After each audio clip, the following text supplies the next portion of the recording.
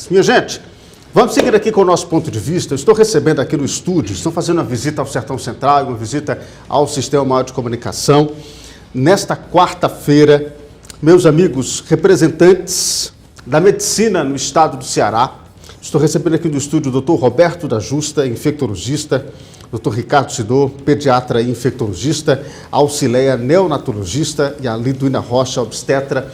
Eles estão visitando aqui a nossa região porque eles estão em campanha, né? Eles fazem parte da Chapa 2, porque vai acontecer agora, no mês de agosto, a escolha dos integrantes do Conselho Regional de Medicina.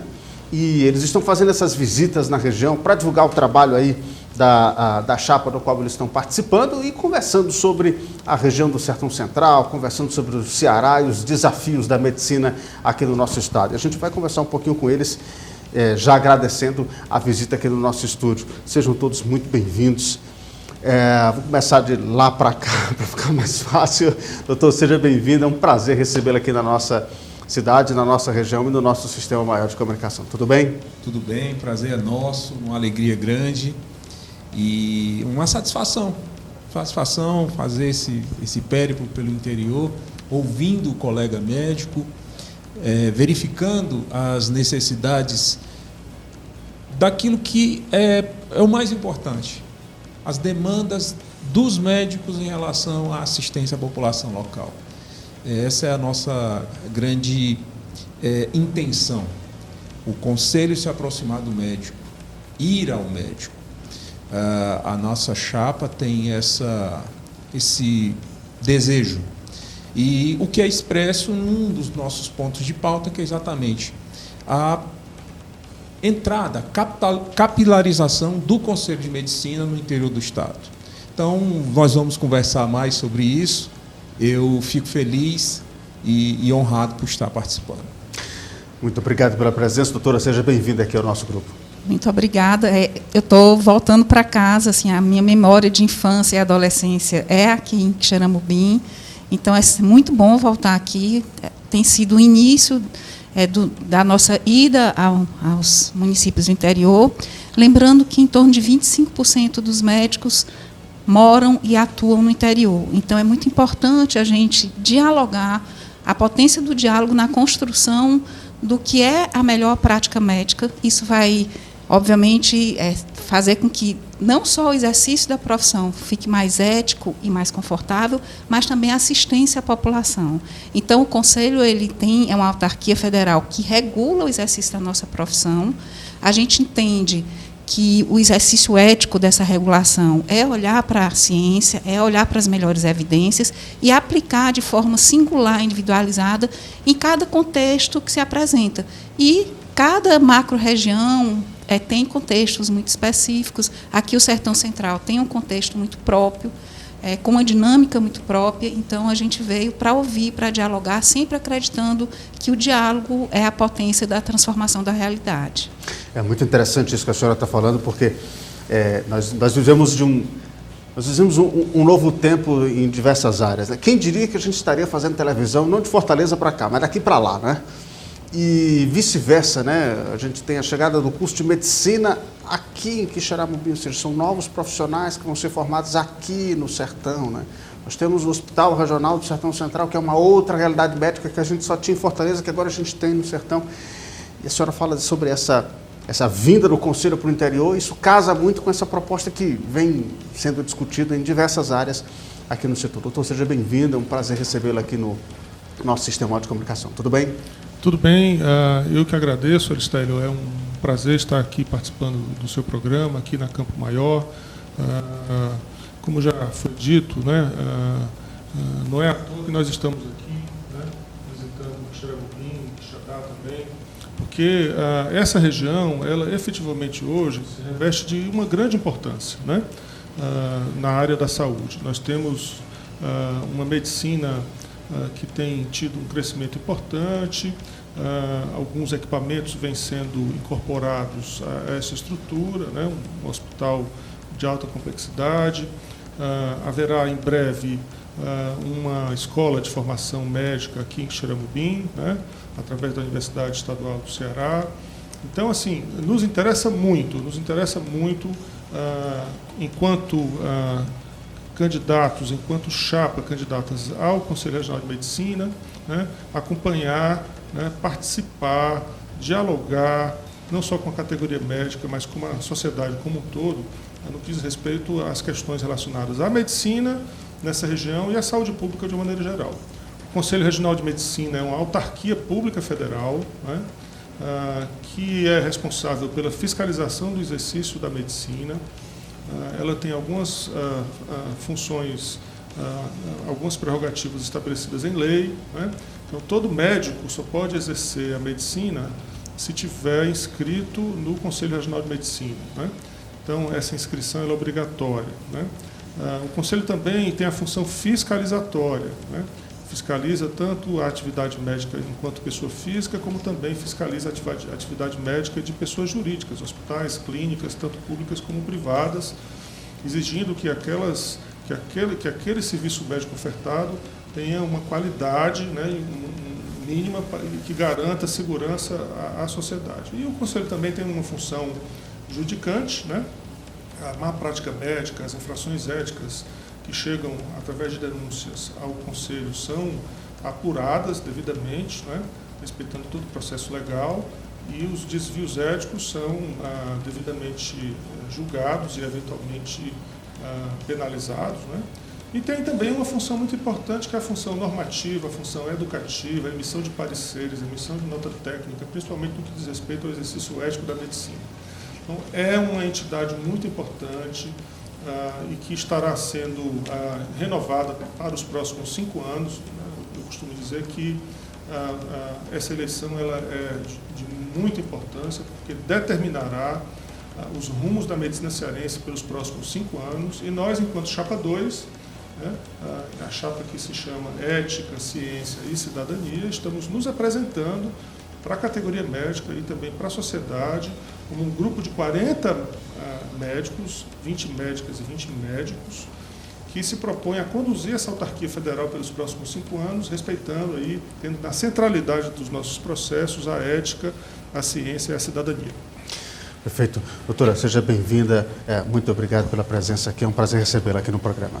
A gente é que agradece. Acho que é um momento privilegiado a gente estar não só nesse espaço, porque esse espaço oportuniza, como o Roberto já enfatizou, para além de falar com a categoria médica, mas de falar com a população também, né? No sentido de que é extremamente importante que a população cada vez mais tome conhecimento do que é o Conselho, qual é a função do Conselho, porque isso também dá segurança quando a população está sendo assistida nos diversos locais de atenção à saúde, onde o médico trabalha. A gente estava vindo de Quixadá até aqui, né? E nesse momento acho que uma das coisas que nos fortalece muito é que, para além de conversar com os colegas médicos, a gente também tem conversado com os colegas das outras categorias de saúde, das categorias de saúde de uma maneira geral, porque eu costumo dizer que a medicina não é um ato solitário, né? A atenção à saúde, ela se faz aos pares, ela se faz com diálogo. Então, o conselho que a gente quer construir, o conselho que a gente acredita que vai vencer, junto com a Chapa 2, as eleições agora em agosto, é um conselho que pretende atuar em parceria com os outros conselhos e com as outras entidades representativas das multiprofissões de saúde, né? É nessa perspectiva que a gente está visitando, começando hoje por Quixadá e por Quixeramobim. Não é à toa ter começado por aqui, né? É um polo que tem crescido não só no sentido da assistência, mas é um polo também que tem crescido também no sentido da formação médica. Então, faz todo um significado a gente estar hoje aqui. Agradecer aqui enormemente a oportunidade. Eu que agradeço a presença para a gente discutir um pouquinho sobre esse assunto que é tão caro aqui para a nossa região, mas falando especificamente do serviço da eleição, ela vai funcionar de que forma, né? Eu queria que os senhores pudessem explicar para a gente quem tem direito a voto, como é que isso funciona, e depois de escolhida a chapa é que vai ser composto o conselho. É assim que funciona? Perfeito. O eleitorado consiste de médicos que estejam com a sua condição de participação dentro do conselho e de posse das condições de exercício profissional. Então, ele tem que estar registrado, estar com as suas obrigações conselhais em dia E esse colega, essa eleição vai ser a primeira eleição que vai ser feita de forma virtual. Os colegas eles votarão de casa. Nós temos em torno de 16 mil médicos no estado. Nossa chapa ela tem essa paridade de gênero exatamente porque nós refletimos a realidade. Praticamente 50% dos médicos são mulheres. E o protagonismo dessas colegas, aqui nós temos duas brilhantes colegas, que não apenas exercem de forma muito efetiva a sua especialidade médica, mas, acima de tudo, participam da formação de novos médicos, né, nos programas de residência médica. Então, essa paridade é fundamental para que o exercício da boa prática médica ele seja ofertado à população. O Conselho de Medicina, ele defende a sociedade. O Conselho de Medicina é uma ferramenta em prol da sociedade. É para ela, para o bom exercício da medicina e, em consequência, para a boa assistência da população, que o Conselho de Medicina tem que trabalhar. Então, essa é uma eleição que cala muito fortemente ao médico, mas essa eleição é uma eleição fundamental para a sociedade. A nossa chapa frisa, inclusive no nome, a nossa condição de exercício cidadão da medicina. A medicina é uma profissão onde a expressão dela se faz na vida do outro. O médico, ele tem representatividade, ele incorpora o espírito da boa assistência médica na vida do outro. E nada mais correto, nada mais justo de que a gente faça esse resgate. O Conselho de Medicina ele tem que trabalhar em prol da sociedade. Essa eleição vai ocorrer entre os dias 14 e 15.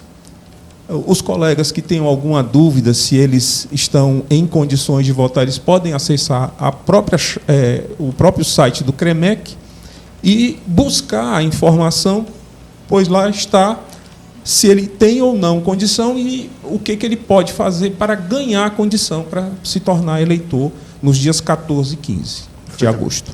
Ricardo, permita só um adendo, assim, só para chamar a atenção, uma das maiores dificuldades consiste, aí queria falar especificamente para os colegas médicos e as colegas médicas, em e-mail que não é de uso individual. Como o processo eleitoral precisa desse e-mail individual, então, que seja só seu, que seja de uso único, então, quem está com e-mail vinculado à clínica ou a algum hospital, é importante que entre e atualize com o e-mail pessoal para que possa, essa eleição, quanto mais participativa ela for, mais forte será a gestão do Conselho Regional de Medicina.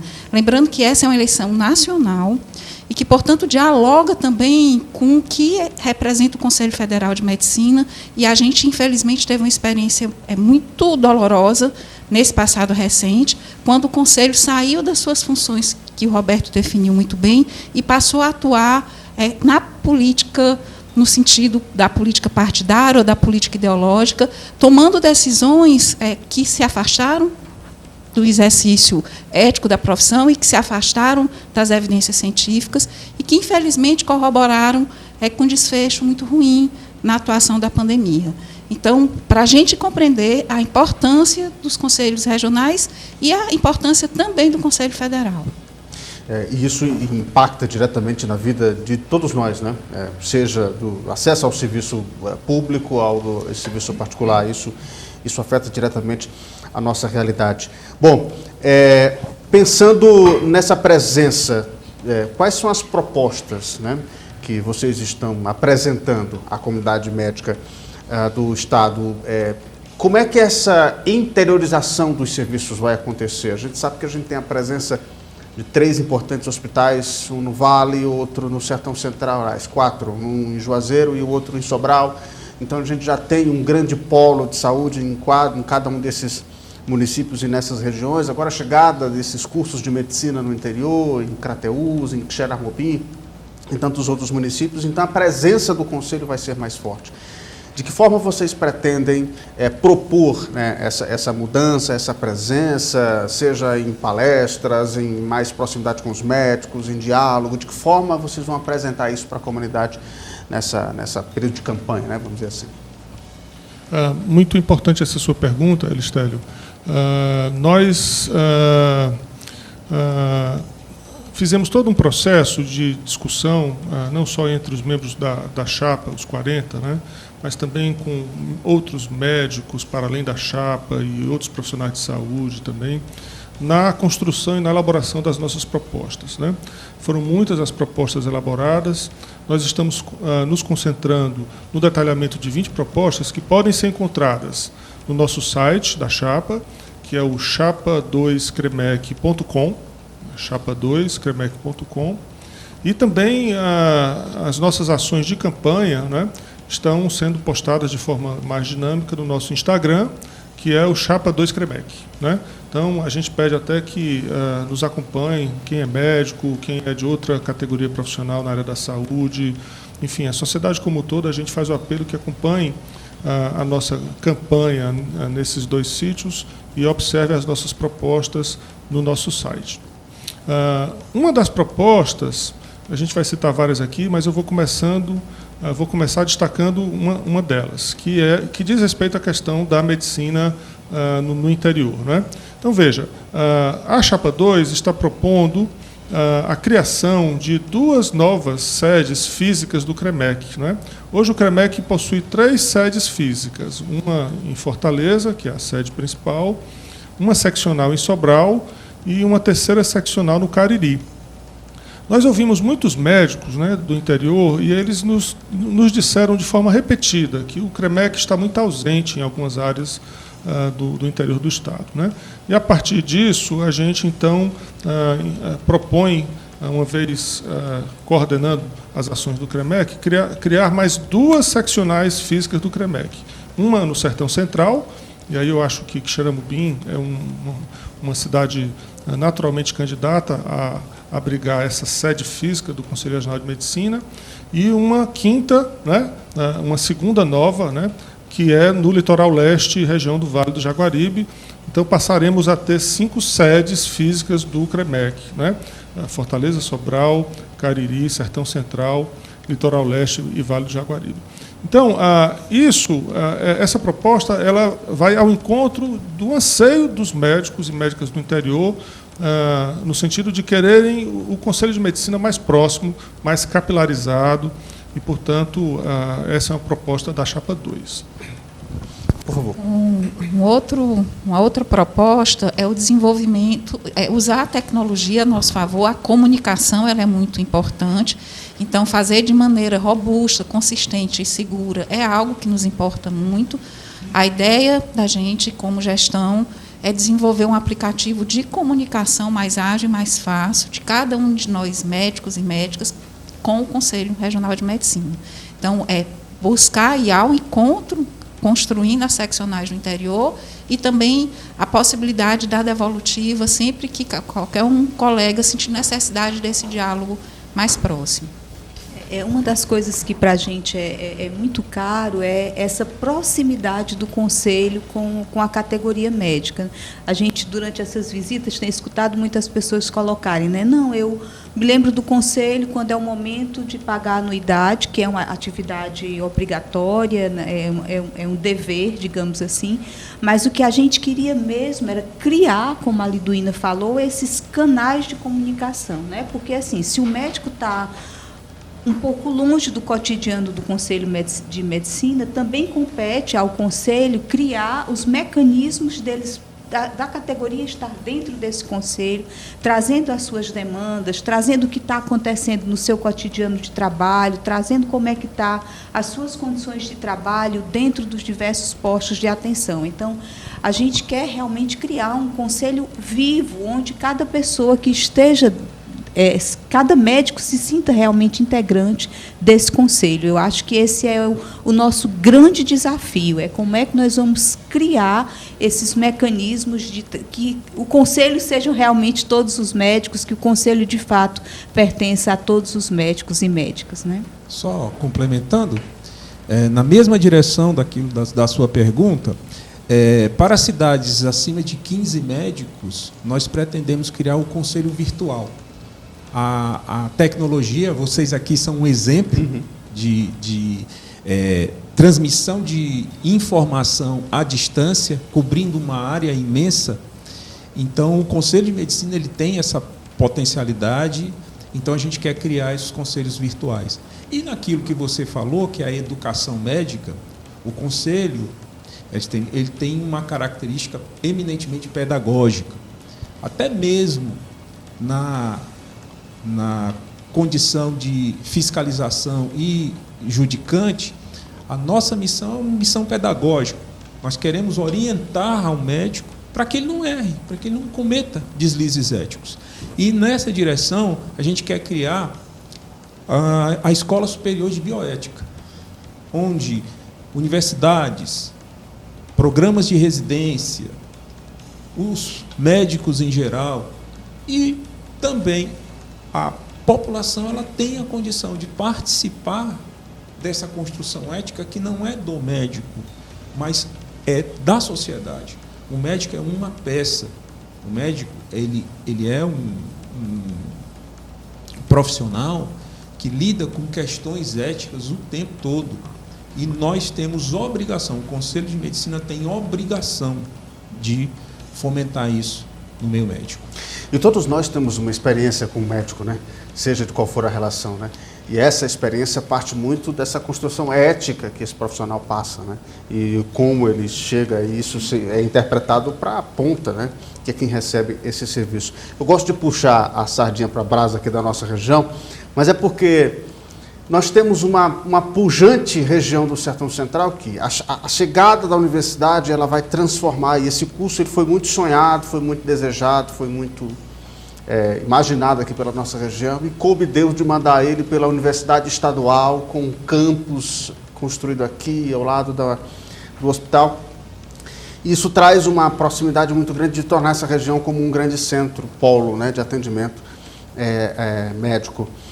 E nós temos também a oportunidade de termos aqui na região a formação de novos médicos da região, né? Para os senhores terem ideia, quase 50% da turma que vai iniciar agora, semana que vem, o curso de medicina da UES, quase 50% são de estudantes da escola pública aqui da região do Sertão Central. Quase 50%. Isso deixa a gente muito animado na perspectiva de que a formação médica também vai acontecer daqui, no interior, né? Ou seja, por gente daqui, ou seja, são novos médicos que serão formados aqui, que terão essa relação com a cidade e com a região. E eu queria, agora, para a gente ir encaminhando para o finalmente do nosso papo, o Conselho de Medicina ele é fundamental para dar esse suporte aos médicos, mas eu imagino que também não seja tarefa fácil você ter a capacidade, ou seja, de fiscalizar o colega, de punir quando seja necessário, e ter a dureza e a firmeza, a mão firme, para garantir esses processos. Eu queria que os senhores pudessem abordar um pouquinho para a gente como é que funciona também esse processo, né? Porque o Conselho é quem regulamenta, é quem rege, e a gente entende que existe um processo ético, profissional e carregado de muita dureza jurídica também para abastecer e garantir o devido processo legal para punições quando isso for necessário. Mas como é que vocês vão construir isso na chapa, esse entendimento, vamos dizer assim, essa robustez jurídica para trazer vamos dizer assim, né, esse espaço correto da atuação do Conselho? Elistélio, essa tua pergunta é muito, muito importante, não é? Eu vou dividir ela em duas etapas e os meus colegas aqui vão me ajudar, né? Você, inicialmente, remeteu à questão, né, da necessidade, da importância, da relevância, destacou, né, uma escola de formação médica no interior, né, em que a maioria dos alunos são da própria região, né?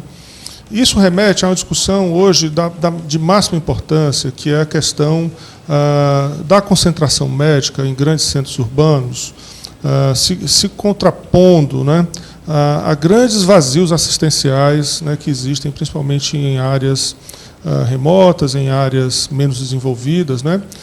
O Brasil hoje possui mais ou menos 2,3, 2,4 médicos por 1.000 habitantes, né? É um número considerado bom pela maioria assim, dos indicadores que acompanham esse tipo de relação médico-população, né? Mas essa média de 2,3 médicos por 1.000 habitantes, ela é uma média nacional, mas que varia muito no país. Então você tem, por exemplo, Fortaleza, com 5 médicos por 1.000 habitantes, né? E você tem regiões aqui no estado do Ceará em que você não tem médicos, né, para determinadas populações. Isso é a realidade. Então, essa concentração de profissionais nos grandes centros urbanos e essa falta de médicos em muitas áreas críticas, em áreas remotas, né, ela representa uma ameaça ao conceito da saúde enquanto direito, né. Também é um desafio, porque o que faz a gente preencher, né, esses vazios assistenciais, né, o que é necessário para a gente garantir a todos os cidadãos o direito à saúde de forma equânime, né, isso é uma discussão profunda, né, que remete a pesquisas, a produção de conhecimento sobre isso, né. Não é uma solução fácil, né. A indução de instituições formadoras, né, de profissionais de saúde do interior é uma das estratégias, mas existem outras estratégias, né, condições de trabalho, vínculos empregatícios, remuneração, óbvio, né. Isso faz fixar o médico, né, em regiões remotas, né. Então, nós defendemos que que o Conselho Regional de Medicina seja protagonista nessa discussão, né? A abertura de novas escolas não é uma prerrogativa do Conselho de Medicina, é uma prerrogativa do Ministério da Educação, né? Portanto, não cabe ao Conselho decidir onde se deve abrir novas escolas médicas, né? Mas cabe ao Conselho ser protagonista nessa discussão, né?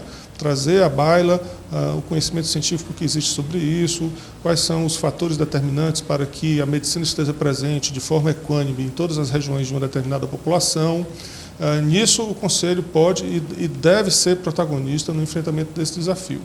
Nós entendemos que existe um número bastante razoável de escolas médicas abertas, né? Nós precisamos agora acompanhar a qualidade dessas instituições, né?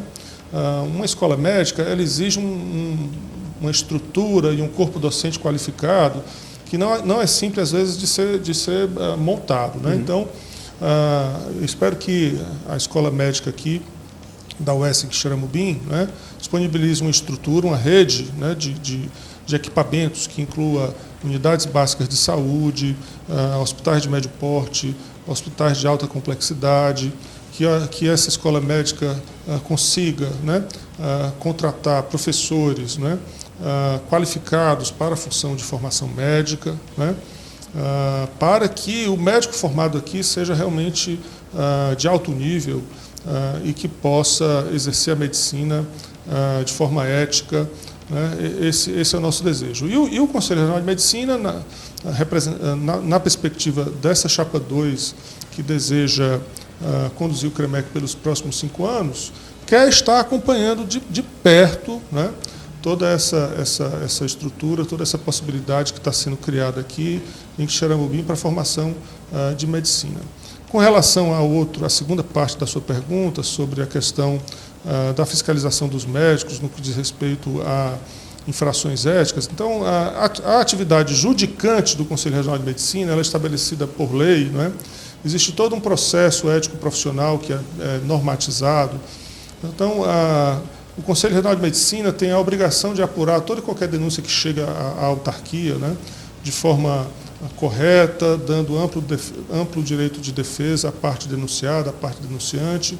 Isso é uma obrigação do Conselho, né, e isso é feito de forma bastante bem regulamentada e nós da Chapa 2 entendemos que exerceremos essa função judicante com a máxima eficiência, sem deixar de destacar os desafios dessa função, né? Então, nós temos hoje, por exemplo, a telemedicina. Se a gente fosse discutir a telemedicina de forma aprofundada, a gente teria que ter um programa só para isso, né?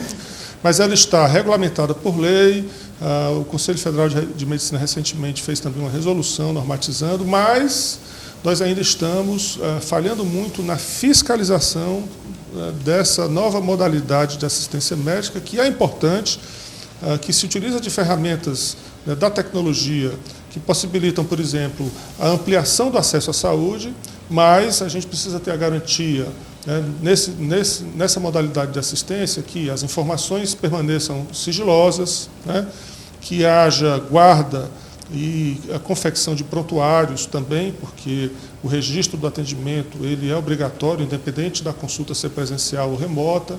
E esses aspectos da telemedicina, que são muito importantes para o exercício ético, né, eles precisam ser melhor fiscalizados, e a Chapa 2 tem propostas específicas sobre a fiscalização de uma maneira geral e da telemedicina, e a gente espera cumprir esse nosso compromisso na perspectiva de ter o exercício da medicina ético, tanto na modalidade presencial como na modalidade telemedicina.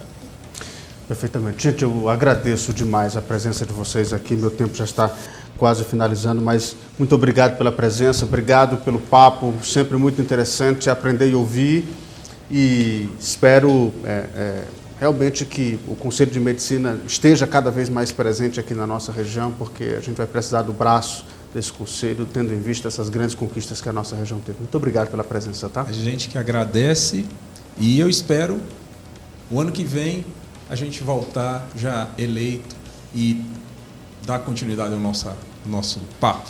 Foi muito interessante. Muito obrigado.